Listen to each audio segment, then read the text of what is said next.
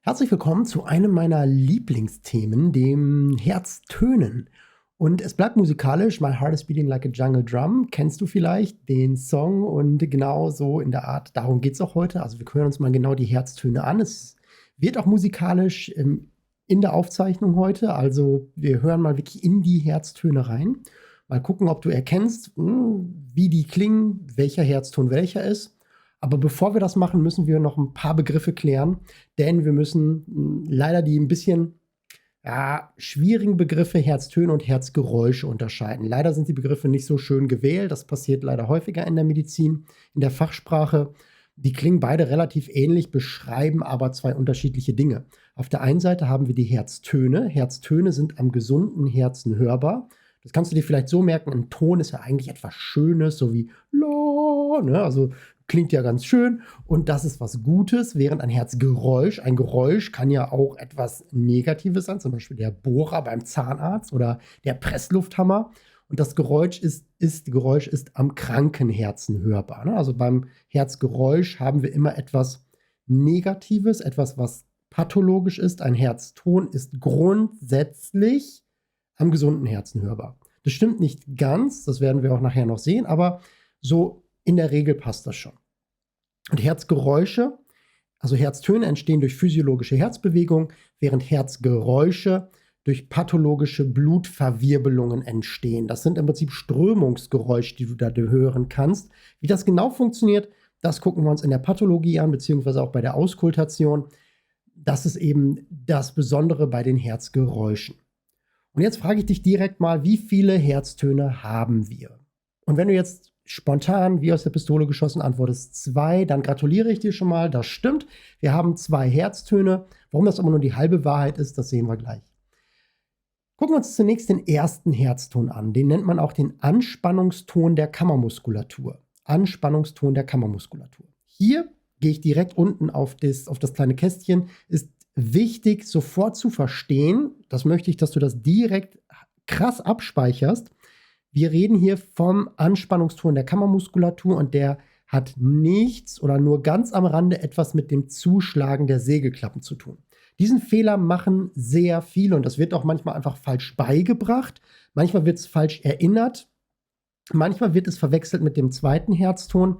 Ganz wichtig, der erste Herzton entsteht durch die Anspannung der Herzkammermuskulatur bei mit Blut gefüllten Ventrikeln. Also wenn die Kammer mit Blut gefüllt ist und jetzt die Muskulatur anspannt, kontrahiert, dabei entsteht dieser Ton. Der erste Herzton, der eher dumpf ist, ein bisschen leiser als der zweite Herzton, aber auch ein bisschen länger. Und bei herzgesunden Menschen ist dieser Ton immer hörbar. Also dieser Ton, den solltest du immer wahrnehmen bei deinen Patienten. Und mit zu diesem Anspannungston kommt noch der Schlusston der Sägeklappen. Der ist noch mit drin. Also die Sägeklappen, wenn die sich schließen, Mitralklappe, Tricuspidalklappe, dann ist das da mit drin. Das hörst du mit, aber diese Kontraktion der Muskulatur ist lauter und übertönt den Schlusston der Sägeklappen. Das ist wichtig zu verstehen. Ne? Also das nicht verwechseln. Wir hören uns jetzt mal an.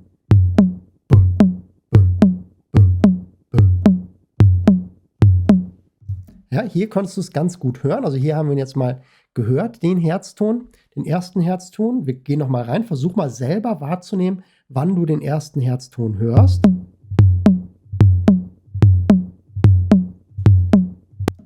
Das ist natürlich keine Originalaufnahme, sondern ich habe das Ganze mit einem Schlagzeug nachgebaut. Ne, aber so kannst du es dir viel besser vorstellen. Ne, bumm, dieser dumpfe Herzton, wie so ein Schlag auf die Basstrommel. Ne? Also wirklich so bum, bum, bum. Ne? So kannst du dir diesen Herzton vorstellen. Wichtig ist, wenn du ihn dir über Stethoskop anhörst, und das würde ich dir empfehlen, besorg dir ein Stethoskop und hör mal bei Familienmitgliedern, Freunden, Bekannten einfach mal die Herztöne. Auch bei dir selber kannst du das mal machen und versuch mal, diesen ersten Herzton rauszuhören. Das ist nicht immer so einfach, wie das jetzt hier ist. Ne? Das ist nicht immer ganz so leicht zu hören. Gerade auch wenn du später mal mit übergewichtigen Patienten, Patientinnen zusammenarbeitest, ist das nicht immer ganz leicht, hier die Herztöne zu unterscheiden. Es gibt da einen Trick, Den gucken wir uns bei der Auskultation an. Aber erstmal versuch mal, die Herztöne so zu unterscheiden. Gucken wir uns jetzt den zweiten Herzton an. Der zweite Herzton ist jetzt der Klappenschlusston, aber nicht von den Segelklappen, nicht von den AV-Klappen, sondern von den Taschenklappen. Pulmonalklappe, Aortenklappe. Hier kannst du dir jetzt vorstellen, das Blut strömt ja durch, wird aus den Kammern gepresst, presst dabei die Taschen an die Wände der Gefäße und jetzt strömt das Blut wieder zurück und wölbt diese Taschen wieder auf. Der pumpt die wieder auf. Und die füllen sich direkt mit Blut und klatschen so aneinander. Und das macht dann so einen helleren Ton, so ein Ksch, Ksch, Ksch. Ne? Also das ist der zweite Herzton, der Klappenschlusston. Der ist heller, lauter und kürzer als der erste Herzton. Der ist dumpf, etwas leiser und etwas länger als der zweite Herzton. Und auch der zweite Herzton sollte beim Gesunden immer gut hörbar sein. Und eben Taschenklappen schließen am Ende der Austreibungsphase. Kammer presst Blut raus, Austreibungsphase zu Ende. Zack, Blut strömt zurück, schließt die Taschenklappen und dabei entsteht das Geräusch. Hören wir mal rein.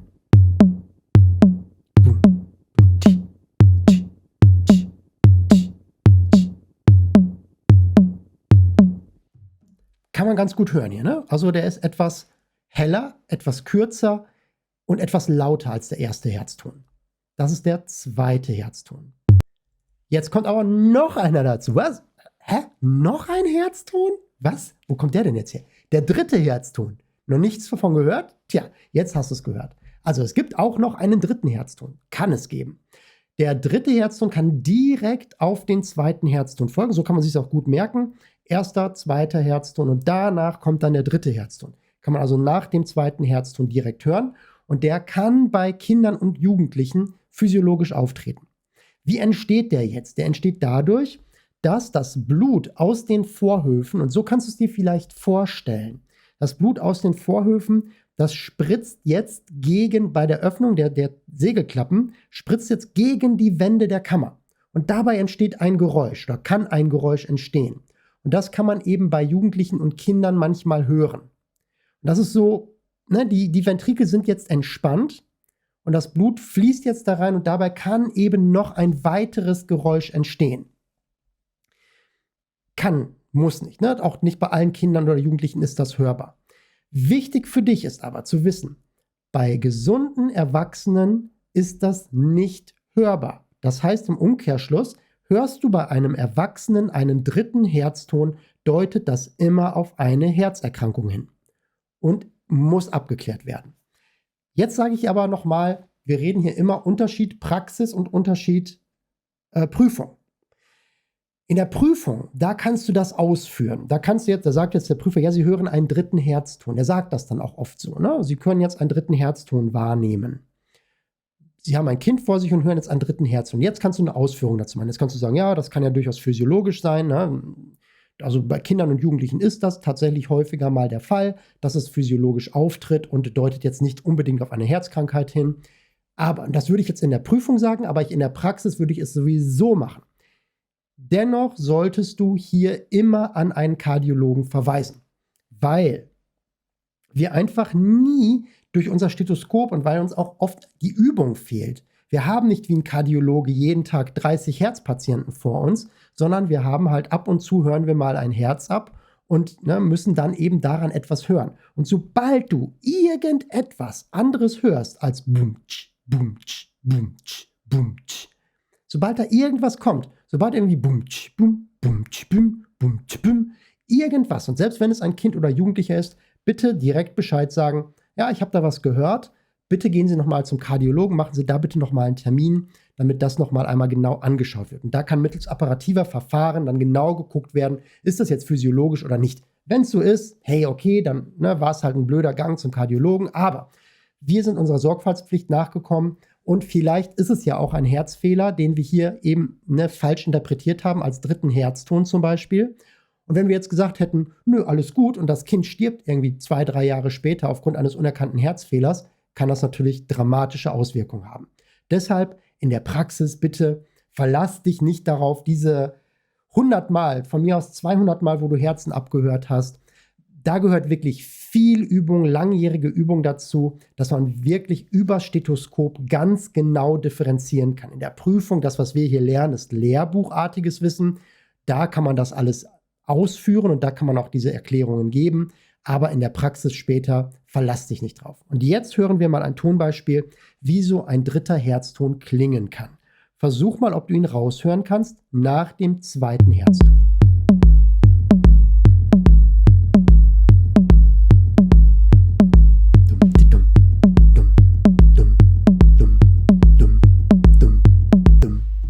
Ja, hast du es gehört? Also so ein dumpfer Ton direkt folgend auf den zweiten Herzton. Das ist der dritte Herzton. Aber ich habe noch was für euch mitgebracht. One more thing. Eine Sache habe ich noch für euch. Noch einen vierten Herzton. Na, du verzweifelst jetzt wahrscheinlich auch schon. Denkst, was? Es waren doch nur 2 und jetzt sind es 4? Ja, es sind leider 4. Wir haben noch einen vierten Herzton. Und dieser vierte Herzton, wir wollen es ja nicht zu einfach machen, tritt jetzt nicht hinter dem dritten auf. Aber im Prinzip schon. Aber er tritt jetzt kurz vor dem ersten Herzton auf. Ich habe mir das so gemerkt. Erster Herzton, zweiter Herzton, dann der dritte Herzton nach dem zweiten. Und wenn ich jetzt die Linie weitergehen würde, würde ja jetzt der vierte Herzton vor dem ersten kommen. Also wenn unsere Linie würde jetzt 1, 2, 3, vierter Herzton, dann wird es wieder bei 1 anfangen. Aber der vierte Herzton ist ein bisschen abgespalten. Ich hoffe, das ergibt ein bisschen Sinn für dich. Ist ein bisschen abgespalten, ne, vom dritten, kommt aber eigentlich an der allerersten Stelle. Aber wenn man so eine Strichlinie malen würde, wäre die trotzdem die 4 Herztöne in einer Reihe. Es würde dann wieder mit dem ersten, oder so rum, mit dem ersten Herzton losgehen. Tritt also kurz vor dem ersten Herzton auf und kann bei Kindern und Jugendlichen auch wieder physiologisch auftreten. Genau wie beim dritten. Bei Erwachsenen sollte der aber nicht hörbar sein. Wenn er hörbar ist, ist das auch wieder ein Hinweis auf eine Herzerkrankung und bedarf der Abklärung. Wichtig, Kardiologe. Ne, dann wird an den Kardiologen verwiesen. Wie entsteht der jetzt? Im Prinzip sehr ähnlich wie der dritte Herzton. Allerdings ist hier jetzt der Ventrikel ist jetzt komplett gefüllt und das Blut strömt jetzt aber nochmal aus den Vorhöfen, also wird jetzt von den Vorhöfen nochmal in die Ventrikel gepumpt. Und dabei kann jetzt auch durch eine Druckveränderung, durch eine Verwirbelung, kann jetzt hier nochmal ein vierter Herzton entstehen, eben vor dem ersten Herzton. Kann sein, du musst dir die Herleitung auch nicht merken, das ist nicht so wichtig, das wird nicht abgefragt, aber du solltest so ein bisschen Verständnis dafür haben, dass sowas auftreten kann und dass eben ein dritter und vierter Herzton bei Kindern und Jugendlichen durchaus physiologisch auftreten kann. Sehr häufig bei sehr schlanken Patienten. Kennst du vielleicht, es gibt ja einige Menschen, die oft sehr groß sind und sehr schlank sind. Ne? Und bei diesen Menschen ist das in dem Kindes- und Jugendalter, kommt es häufiger mal vor, dass man einen dritten oder vierten Herzton hören kann. Und wie der jetzt klingt, das hören wir jetzt. Wichtig, der tritt jetzt vor dem ersten Herzton auf. Ich habe jetzt den ersten Herzton, den wir jetzt gleich hören. Das ist der ganz normale erste Herzton. Dann kommt der zweite. Und das dritte Geräusch, das du hörst, das ist dann der vierte Herzton. Und dann starten wir mit 1, dun dun dun, dun dun dun, dun dun dun, dun dun dun. Hören wir mal rein.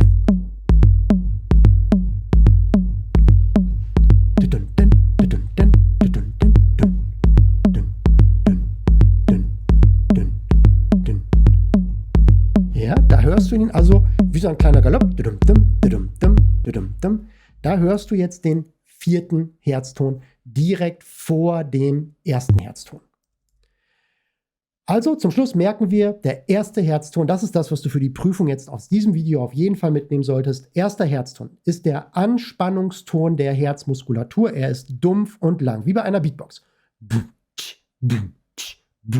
Ich kann nicht Beatboxen, wenn du es kannst. Bitte schick mir ein Video davon, finde ich cool. Der erste Herzton, also Anspannungston der Muskulatur, dumpf und lang. Der zweite Klappenschlusston der Taschenklappen, hell und kurz. Ne? Easy, oder? Also so kann man sich es gut merken. Dritter Herzton folgt auf den zweiten, wäre dann also ne,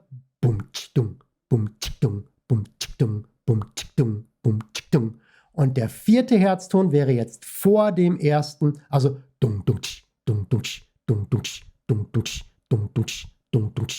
ne? Das ist dann der vierte Herzton. Weiteres zu Herztönen, Herzgeräuschen und wie man das alles hört, das gucken wir uns einmal bei der Auskultation an, wenn wir uns die Untersuchungsmethoden angucken, und in der Pathologie auch. Da ist es auch nochmal super wichtig. Da differenzieren wir auch noch mehr und da kommen noch einige Geräusche dazu. Es bleibt spannend. In diesem Sinne, viel Spaß beim nächsten Video. Da fassen wir alles zusammen, was wir bis jetzt gelernt haben bei der Herzphysiologie in einem einzigen Bild. Richtig geil.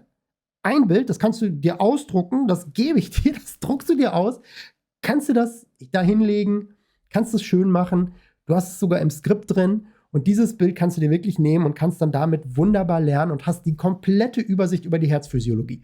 Weißt also wann, wie, wo entsteht der erste Herzton, zweiter Herzton, wie funktioniert das, so funktioniert das und in dieser Übersicht siehst du es dann. Freu dich drauf. Im nächsten Video sehen wir uns wieder. Bis gleich. Ciao.